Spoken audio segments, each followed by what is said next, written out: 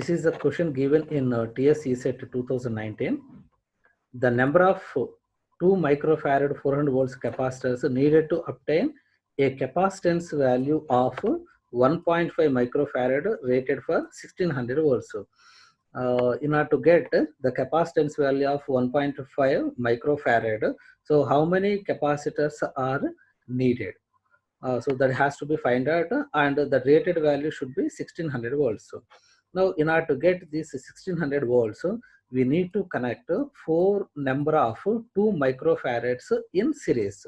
So you need to connect 4 number of 2 microfarad capacitors has to be connected in series to get these 1600 volts. So 4 2 microfarad capacitors has to be connected in series to get 1600 volts. 1600 volts. Now if these capacitors 2 microfarad capacitors are connected in series, if you want to find out effective capacitance value, as these are connected in series, so C 1 by C effective equal to 1 by 2 plus 1 by 2 plus 1 by 2 plus 1 by 2. So you will get 4 by 2. 4 by 2. Then what is the effective C effective value? So this is given by 2 by 4. 2 by 4 microfarad. 2 by 4 microfarad. Then you will get it is a 1 by 2. So you will get 0.5 microfarad. 0.5 microfarad. So this is the C effective when those are connected in series.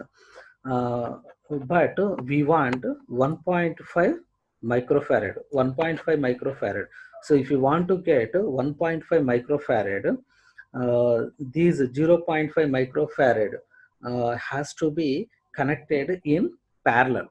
So this is these are the series combination, and in order to get 1.5 microfarad, so 3 number of these combinations having the effective value of 0.5 microfarad has to be connected in parallel. So now C effective will become, so in parallel combination, so C effective equal to 0.5 microfarad plus 0.5 microfarad plus 0.5. So total you will get 1.5 microfarad. So we got the rating 1.5 microfarad and 1600 volts. So but what are the number of 2 microfarads needed in order to get 1.5 microfarad rated for 16 volts? So how many number? So here in order to get 0.5, how many capacitors we need? So 4 capacitors connected in series. So here 4, and here also 4, and here also 4. So all the combinations are connected in parallel in order to get these 1.5 microfarad. Now the total combination will be, so 4, 4 and 4. So these are the 12. So number of capacitors of value 2 microfarad in order to get capacitance value of 1.5 microfarad rated for 1600 volts are 12. So it is the answer. An AC series circuit consisting of resistance of 6 ohms and an inductive reactance of 8 ohm. So it is a XL has given and the resistance is given 6 ohms. Is connected to a single phase 200 volts 50 hertz AC supply. The current flowing in the circuit would be. So we have AC circuit. It is single phase AC supply, and we have resistor in series with reactor.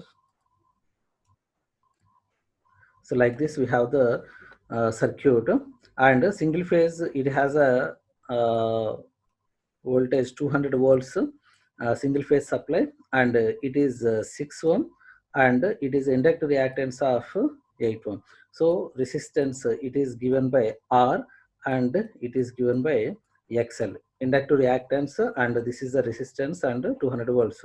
Let the current flowing in the circuit it is given by I. Now we can write this from this circuit the current I.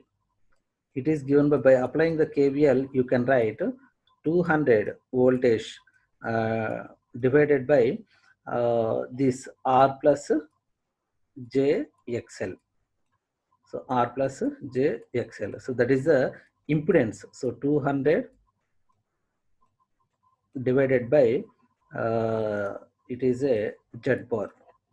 So this you can write it as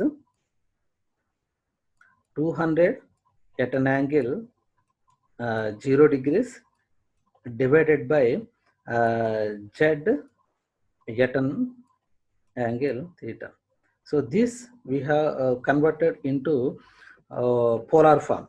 So if you want to do calculations easy, you convert this into polar form and you solve it. It will be easy for you. It is a 200 at an angle 0 degrees voltage, and it is a Z bar, phasor Z bar equal to Z mod Z at an angle theta. So this theta is a tan inverse of XL by R.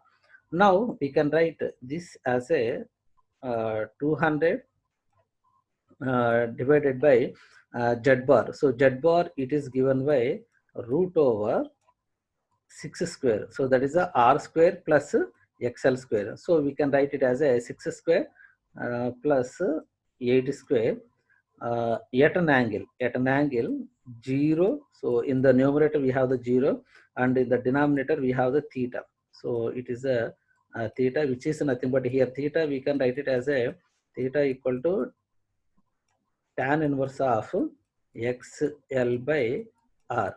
So here XL it is a 8 divided by 6, you will get theta. Here it is a 200 divided by 6 square. So it is a 36 and 64. 36 and 64, you will get 100 here. So on 100 at an angle minus theta. So this you can write it as a 200 divided by 10 at an angle minus theta. So minus theta.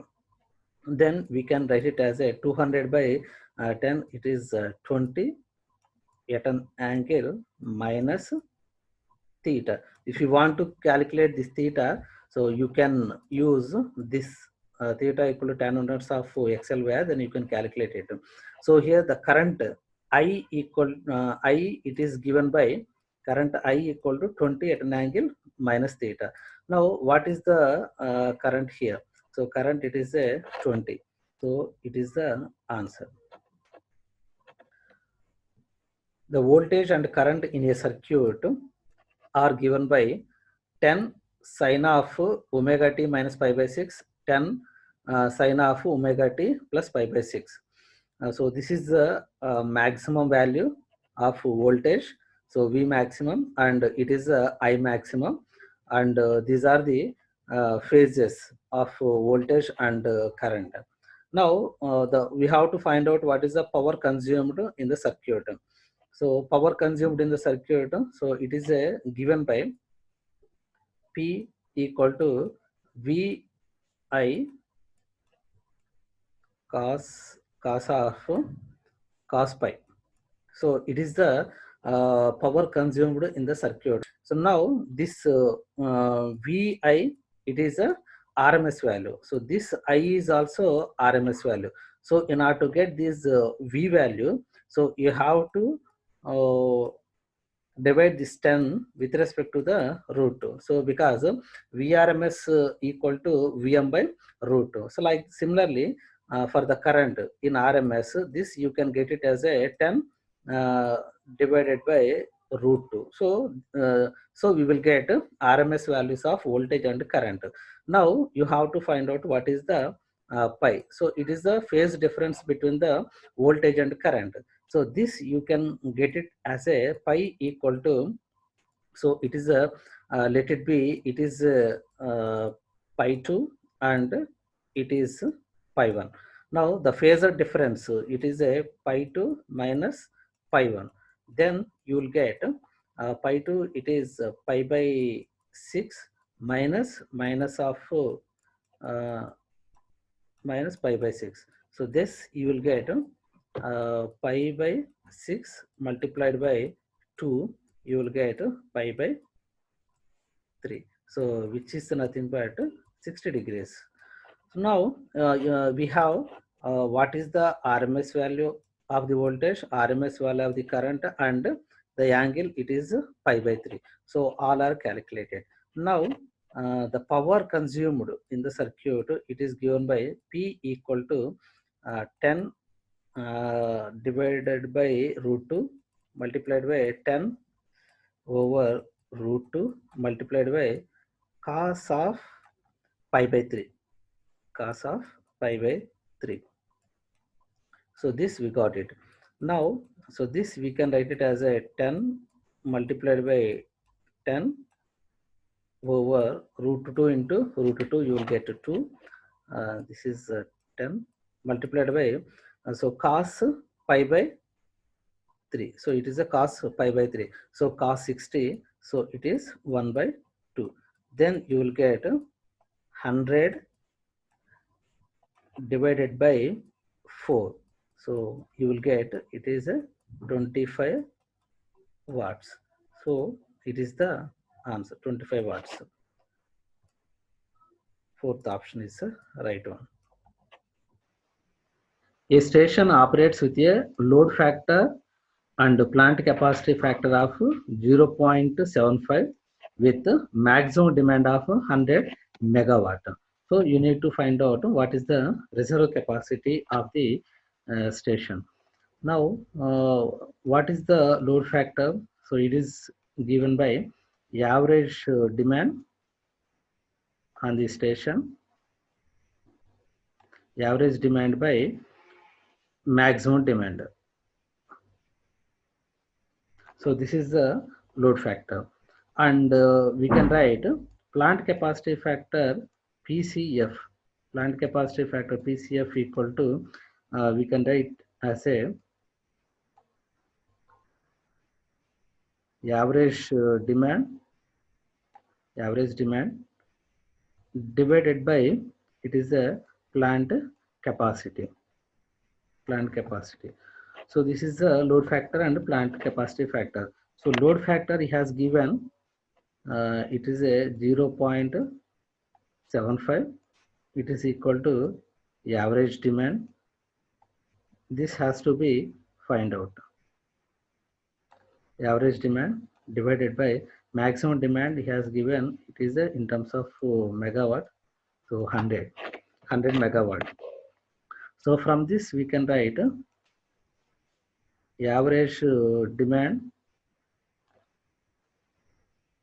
equal to, so 100 multiplied by 0.75. So then you will get 75 megawatt. 75 megawatt. So from the load factor, we have calculated average demand. Now substitute this average demand in plant capacity factor.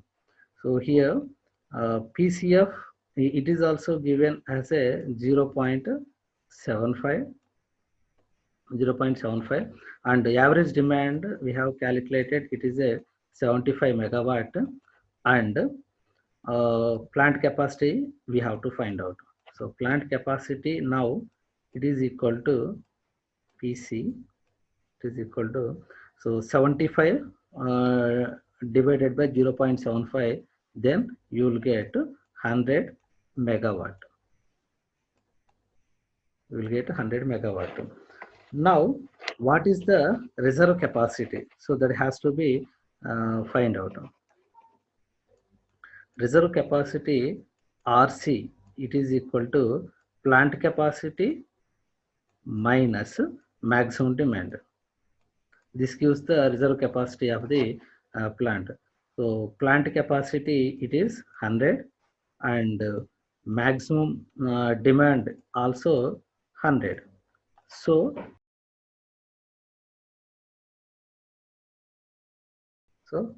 fourth option is correct. The area under the daily load curve gives. So what is the load curve? So load curve is drawn between the load variations, load with respect to the time. So what is the daily load curve? So load variations are plotted during a day in different hours. Then you will get a daily load curve.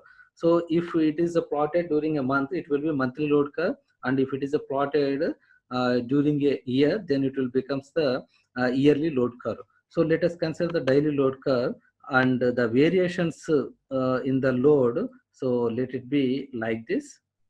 So variations.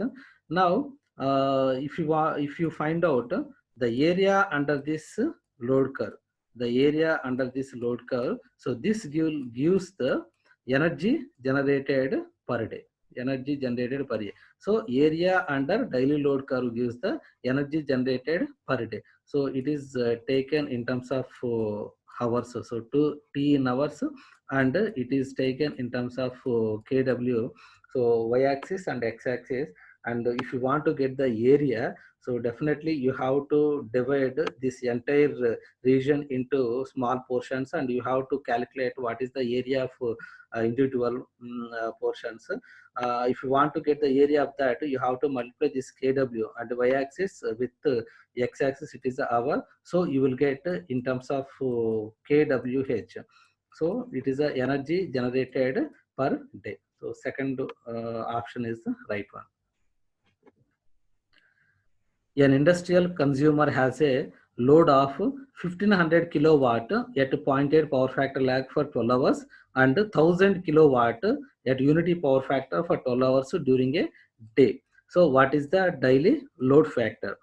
So to find out the daily load factor, so DLF, it is equal to, so average demand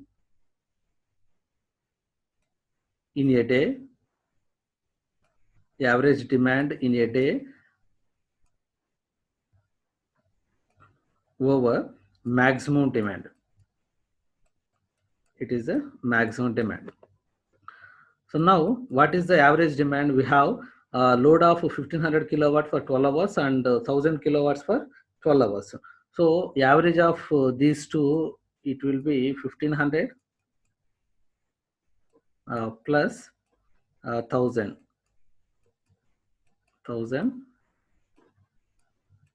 divided by 2 over maximum demand. So maximum demand will be 1500 kilowatts among the two available loads. So maximum demand is 1500. So you can write so 1500. 1500 plus 1000 by 2 divided by 1500. Now this is 2500 divided by 2 over 1500. It is 1500. We can write this as a, it is 1250 divided by 1500. You will get 0.833. So it is the daily load factor. So it is the answer. First option is the answer. In order to have lower cost of power generation with respect to the load factor and the diversity factor, so how much we have to maintain? So load factor and diversity factor should be low, and both should be high, and load factor and diversity factor should be medium, and there is another combination. So what is the best possible combination of load factor and diversity factor so that we can get lower cost of the power generation? This load factor is given by average demand by maximum demand, and diversity factor it is given by some of the individual maximum demands by station maximum demand. Now, if the load factor and diversity factor are very high, then the maximum demand will be very less. So because load factor and diversity factor both are inversely proportional to the maximum demand. So if both are very high, maximum demand will be very less. So if it is a less, then the rating of the mission will be reduced, and also the cost of the power generation is also reduced. So you have to go for this combination. Load factor and diversity factor should be high.